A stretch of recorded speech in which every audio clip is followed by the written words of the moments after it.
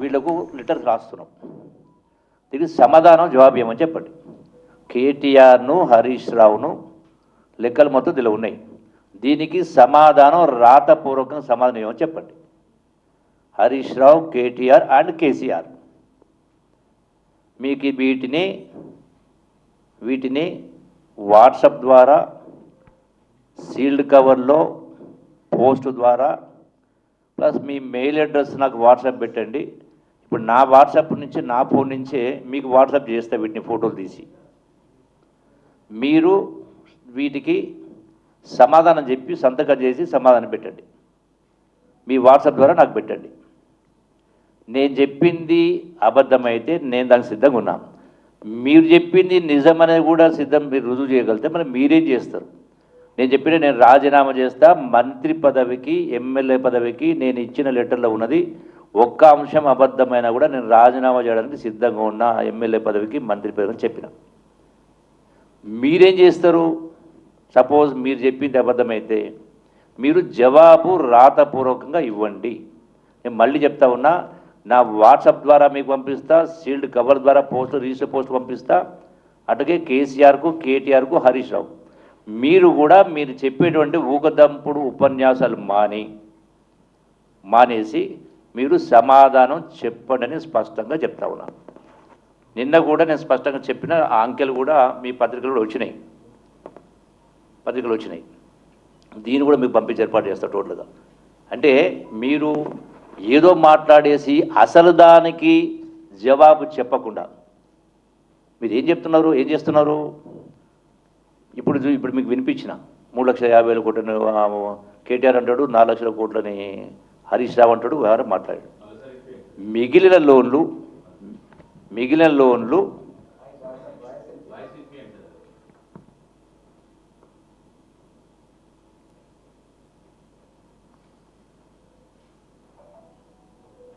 December 3 నాడు దిగిపోయే నాటికి రాష్ట్రం మీద ఉన్న మేము తీసుకొచ్చిన నిధుల కూర్పు మొత్తం కలిపితే కేవలం 3,17,015 కోట్లు మాత్రమే. కేవలం 3,17,015 కోట్లు మాత్రమే. అధ్యక్ష, మేము చేసిన నికరాపు 3,85,340 కోట్లు మాత్రమే. 3,85,340 కోట్లు మాత్రమే.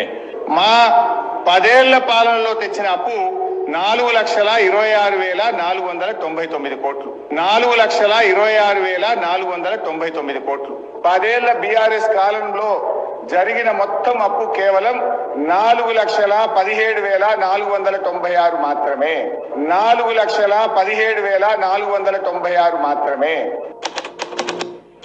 అంటే సరే, కేటీఆర్ 3,50,000 కోట్లు పెరుగుడు చెప్పిండు, హరీష్ రావు 4 లక్షల చిల్లర చెప్పిండు. దీనికి మీరు కట్టుబడి ఉన్నారా? నేను చెప్పిన దానికి నేను కట్టుబడి ఉన్నా, నేను రాజీనామా సిద్ధం ఉన్నా. మరి మీరు ఒకటి స్పష్టంగా మొత్తం 8 అప్పులు బకాయిలు మొత్తం కలిపి 8,21,000 కోట్లు. అప్పులే గ్యారెంటీ అంటే 4 రకాలు.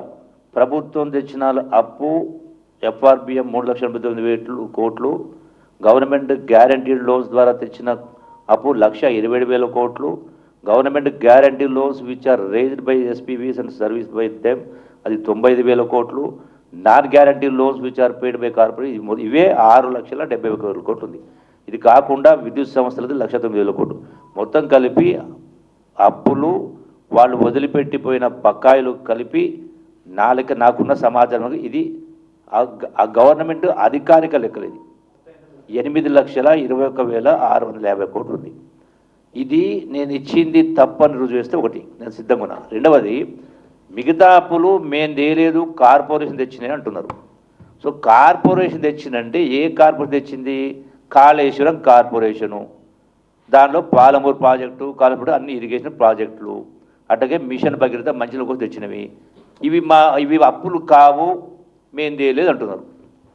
దీనికి మీరు తేకపోతే దీనికి మీరు కేసీఆర్ ముఖ్యమంత్రి ఉన్నప్పుడే మీరు అప్పులు తేకపోతే మరి ప్రభుత్వ ఖజానా నుంచి కొంత వడ్డీలు, కొంత కంతులు మీరు ఎందుకు కట్టినరు?